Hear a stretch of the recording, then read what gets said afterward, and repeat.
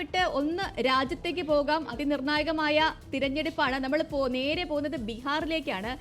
ബീഹാറിലെ കാര്യം നിർണായകമായ രാഷ്ട്രീയ ചുവടുമാറ്റങ്ങൾക്കൊക്കെ കളമൊരുങ്ങിയ ഒരു നാട് കൂടിയാണ് ബീഹാർ. ഇക്കുറി എന്താകും ബീഹാർ ചിന്തിക്കുക എന്നതിന് രണ്ട് തലങ്ങളുണ്ട്. ബീഹാറിലെ OBC വോട്ട് അത് ഏത് പക്ഷത്തേക്ക് ചായും എന്നതും നിതീഷിന്റെ രാഷ്ട്രീയ കൂറുമാറ്റങ്ങളൊക്കെ നേരിടാൻ തേജസ്വി യാദവ് ഉൾപ്പെട്ട ഇന്ത്യ സഖ്യത്തിന് സാധിക്കുമോ എന്നുള്ളവയ്ക്കുള്ള ഉത്തരം കൂടിയാകും ഈ തിരഞ്ഞെടുപ്പ് ഫലം.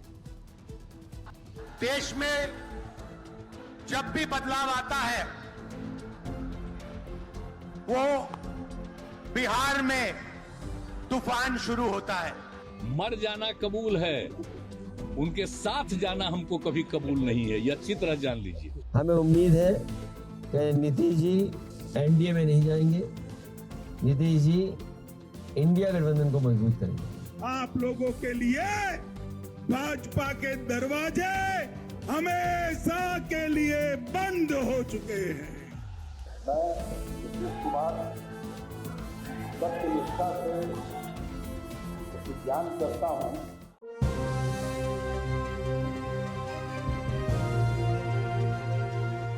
JP മൂവ്മെന്റ് അടക്കം വലിയ സോഷ്യലിസ്റ്റ് ധാരയുണ്ടായ മണ്ണ് കർപ്പൂരി ഠാക്കൂറിന്റെ തട്ടകം. ഇന്ദിരയുടെ അടിയന്തരാവസ്ഥാ മുഷ്കിനെ വോട്ടിലൂടെ മറുപടി പറഞ്ഞ് അധികാരത്തിൽ നിന്ന് വലിച്ചെറിഞ്ഞവരിൽ ബീഹാറിലെ ജനതയുമുണ്ട്. അയോധ്യ പ്രക്ഷോഭകാലത്ത് അദ്വാനിയുടെ രഥയാത്ര തടഞ്ഞയാളിന്റെ പേര് ലാലു പ്രസാദ് യാദവ് എന്നാണ്. സോഷ്യലിസ്റ്റ് ധാരയിലൂടെ അധികാരം പിടിച്ച സോഷ്യലിസ്റ്റുകൾ പലരും പക്ഷേ പിന്നീട് അഴിമതിയുടെയും അധികാര കൊതിയുടെയും ഉപാസകരായും മാറി. മിസ നിയമപ്രകാരം അടിയന്തരാവസ്ഥ തടവുകാരനായി ജയിൽവാസം അനുഷ്ഠിച്ച ലാലു മകൾക്കിട്ട പേര് മിസ ഭാരതി എന്നാണ്. അതേ ലാലു പിന്നീട് കാലിത്തീറ്റ അഴിമതി കേസിലും ജയിലിലായി.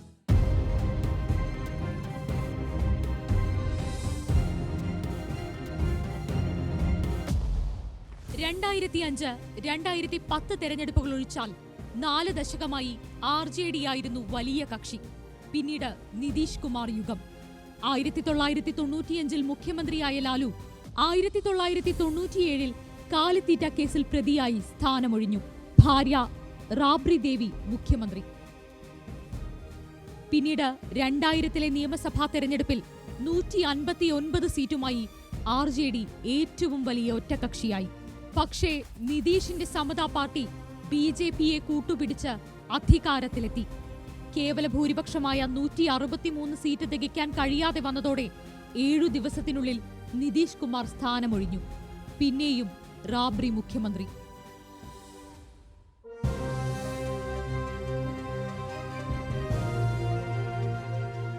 (2020) നിയമസഭാ തെരഞ്ഞെടുപ്പിൽ 75 സീറ്റുമായി RJD ആയിരുന്നു വലിയ ഒറ്റകക്ഷി. BJP 74 സീറ്റ് നേടി. RJDയെ ഒതുക്കാൻ 43 സീറ്റ് മാത്രം കിട്ടിയ നിതീഷ് കുമാറിനെ മുഖ്യമന്ത്രിയാക്കി. പക്ഷേ BJP 2022 നിതീഷ് കുമാർ BJPയുമായുള്ള ഭിന്നതയെ തുടർന്ന് കൂറുമാറി RJDക്കൊപ്പം കൂടി മുഖ്യമന്ത്രിയായി. 2014 NDA 33 സീറ്റ് നേടി. UPAക്ക് 7, JDU 2. പക്ഷേ നിതീഷ് കുമാറിന്റെ ആയാറാം ഗായാറാം വഴക്കങ്ങളിലാണ് ബീഹാർ ഇപ്പോൾ. പൽത്തൂറാം എന്ന ചെല്ലപ്പേര് നിതീഷിന് അങ്ങനെ വന്നതാണ്. എവിടെയും ഉറച്ചു നിൽക്കാത്തയാൾ.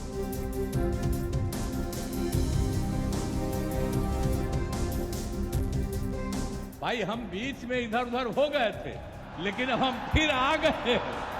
अब हम परमानेंटली रहने के लिए आ गए. चिंता मत करिए.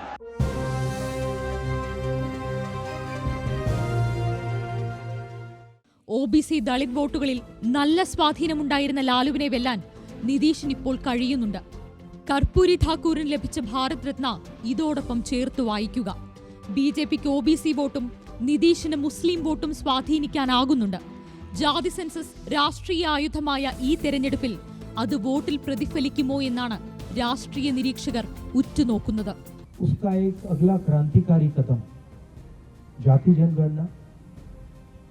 आर्थिक सर्वे, संस्थाओं का सर्वे. രാജ്യത്തിന്റെ രാഷ്ട്രീയ അജണ്ട നിശ്ചയിക്കാൻ കെൽപ്പുള്ള സംസ്ഥാനമാണ് ബീഹാർ. ദേശീയ തലത്തിൽ പ്രതിപക്ഷ കൂട്ടായ്മയ്ക്ക് വേദിയായി പട്നയെ നിർദ്ദേശിച്ചുകൊണ്ട് ബംഗാൾ മുഖ്യമന്ത്രി മമതാ ബാനർജി ബീഹാറിനെ വിശേഷിപ്പിച്ചത് രാഷ്ട്രീയ മാറ്റങ്ങൾക്ക് വഴിയൊരുക്കുന്ന മണ്ണ് എന്നാണ്. സ്വാതന്ത്ര്യത്തിന് മുൻപും പിൻപും ഇന്ത്യയുടെ ചരിത്രം പരിശോധിച്ചാൽ ഇത് സത്യമാണെന്നു കാണാം. 1977 ആദ്യ കോൺഗ്രസ് ഇതര കേന്ദ്ര സർക്കാരിനെ അധികാരത്തിലെത്തിച്ചത് ജയപ്രകാശ് നാരായണൻ നയിച്ച ബീഹാർ പ്രസ്ഥാനമാണെന്നത് ഒരു ഉദാഹരണം.